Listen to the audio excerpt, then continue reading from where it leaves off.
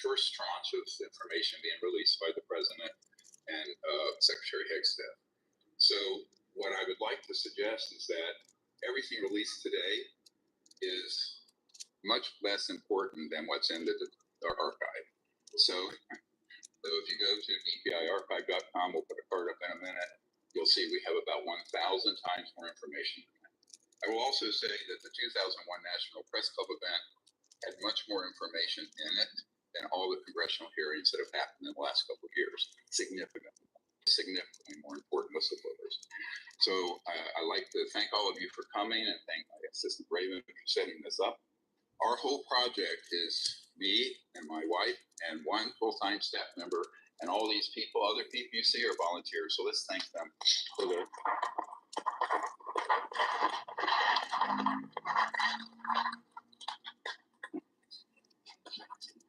But we don't have Mr. Hegsted's budget of $1.5 trillion.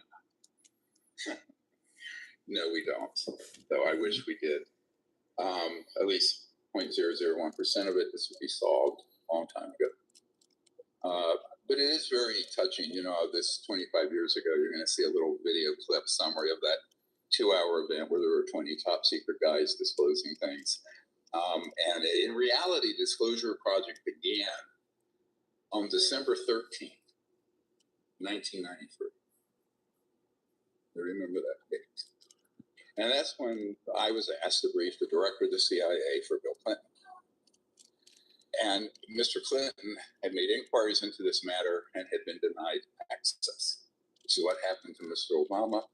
And you see this clip where he says, yeah, they exist, but I never got to get to the bottom of it. That's what happened. Yeah, because we had briefed him, but through official channels, he got nothing. And he is not lying about that. People think he's lying. He is not. So this, when I had this happen, as a young emergency trauma doctor with 4 little kids, I realized, my God, there is a criminal, unconstitutional program keeping all of this secret. And of course, by then I had figured out why. Because if this information comes out honestly and fully, we'll start a new civilization with no need for the streets of Hormuz. No oil, no coal, no nuclear power. And within 20 years, no poverty on the planet.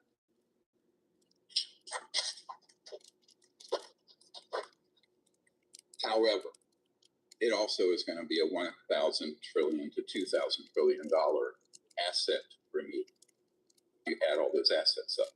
So we're going to talk about, frankly, what needs to happen towards the end of how this is going to come out in the transition our civilization must go through in the next couple of years if we're going to make it through to the next 1,000. And that is how consequential disclosure is. So before any further ado, I'd like to introduce our courageous people. I have to say that these men who are here are the heroes. I've just been the facilitator of this for 35 years. And to my left is Michael Herrera, Marine.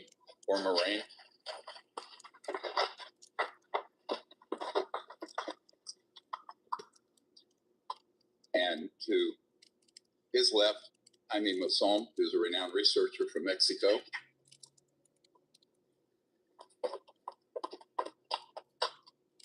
And he is the only man on Earth that has retrieved a non-human extraterrestrial device and kept it secure from SWAT teams getting it. And that's what we're researching. He did it.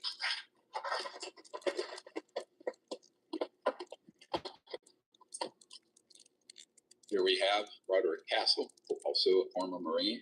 It's an amazing story he will share with you. And then we have 2 of our best, the Green Beret Special Forces, Randy Anderson and Mike Batista.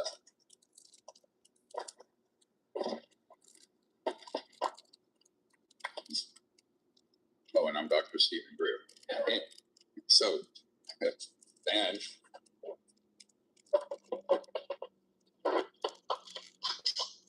this is President Trump's full unredacted briefing document given to him and his administration November of 2024. It's unredacted. Now, I will tell you that information and the summary, I was told I had to do a one-sheet summary for the president, and it included the executive orders you're about to see today. It has resulted in where we are now with the first tranche, and thank you, Mr. President, for fulfilling your promise on that, even though it's not much in that file yet. We're told it's just the beginning. But that's why we want to keep the pressure on. Now, I have to say the timing of this is weird. We planned this months ago and announced this date, and my phone blew up yesterday that the White House was going to dump all this material this morning. So for the media, it's not a coincidence that happened, because there are people close in the administration that we've been ferrying this information to, including the Secretary of Defense and the Vice President, Director of National Intelligence, and folks like that. I also want to thank the members of Congress who have stepped up to the plate. Ms. Luna and Mr. Burleson, Mr. Burchett, and many others, people in the Senate Intelligence Committee that I provided information to, and the SCIF of the Senate Intelligence Committee. There are many, many fine people who are trying to get to the bottom of this. The problem is, and this I want to be clear about, there are two governments. There's the government you know about, we elect and appoint. There's a shadow or secret government that is actually running this. And that is not a conspiracy theory, it's fact, we prove it. And what that means is, routinely, presidents, SecDefs, and others, they will get the most superficial information on this, whereas the code word level special access projects, top secret special compartment information, is something they never can penetrate, because it's operating outside the constitutional chain of command. I cannot say that more clearly. And that was the conclusion we reached in 1993. Not because I was Googling conspiracy theories, but because I met and briefed the director of the CIA, who told me point blank that he and the president were denied access. Okay, this is a serious problem for our country and for the world. So when the most important issue in the history of the human species comes up, and you have the rule of law completely subverted by an unelected, unsanctioned group, we can have our phones off, then I think this is a real problem for us as people. So I think that my biggest problem in the 35 years that I've been doing this is to get people to understand who are in high office that you're not going to get access unless you go do a workaround. And so what I've been trying to do is be a bridge between, right now, over 760 top secret whistleblowers from every agency, Department of Defense, corporations, get their information to people in government, here and abroad, and particularly to people in national security and intelligence circles who want to know this information but are denied access. That is the primary purpose of why I left my medical career to do it, because I realized they didn't have access, and it was a mistake that people were making to think they did. Now, this is something I would have not have known if I had not taken many, many meetings with key people in the Pentagon. We're talking admirals, generals, senior cabinet level people, ministers of defense elsewhere. And in every single case, sometimes in tears, they would say, we have no access to these programs, but we know they're going on. This is a problem that has to get rectified if we're going to go forward as any kind of democracy. I mean, otherwise it makes a mockery of the rule of law. Okay, so that's the biggest problem, that people have wrapped in their minds around that. So what I would want to do, if I were the president, would to send out a special team of folks, this is happening, who do penetrate these covert programs based on the intelligence we have provided. And that is happening. So what you're going to see coming out from the White House and the Secretary of War and others is the tip of an iceberg that they now know is true. And it's probably a trial balloon, and it's probably testing of the waters and the markets and the public. But there's a lot more that they already have. You know what it is? I'm not going to portray any confidences on that. I'll simply say that they're in the right direction, and they have acquired material say, physical material improved. And it's a lot more than lights in the skies that they released today, much more. Now, what I'm here to do today, which I didn't know I was going to be doing this after the fact, we were going to do this kind of preemptively, as we were talking about at dinner last night with the whistleblowers, is to sort of lay down a marker what the standard is that has to come out. Okay, the truth, the whole truth, and nothing but the truth, so help me God. Right? That's what has to come out. So that's what we're working on, and it is going forward. I would just say those of you who have seen the materials, how many people have seen what was released today? Probably everybody here. It's all over the news. It is an infinitesimal amount of information that I know that is in some orders within the Director of National Intelligence Office and other places. So I think that we have to be patient. I think they're testing, putting their toe in the water and see that if their toe gets bitten off, right? Have the sharks that are out there. And this brings up another question. Is the Senate is considering a bill to sort of ramp up whistleblower protection.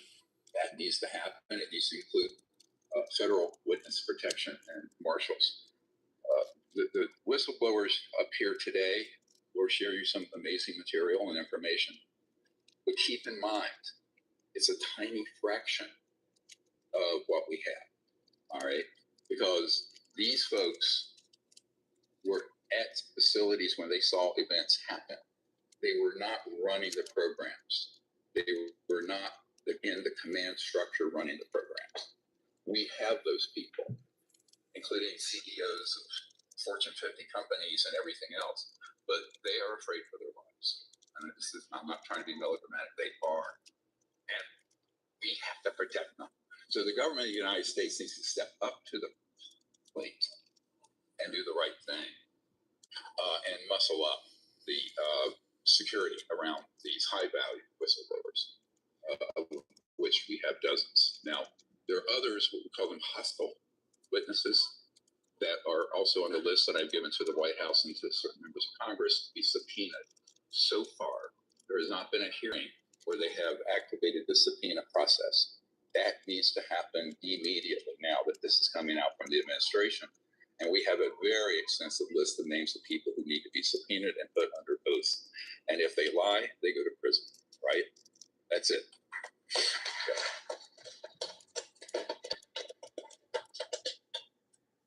So I just wanted to, with that breaking news today, I wanted to sort of frame things for us. And then we're going to show a little video, just as a trip down memory lane. You guys can show that. This is technologies connected to UFO and extraterrestrial vehicles, if declassified and used for peaceful energy generation and propulsion, would solve the looming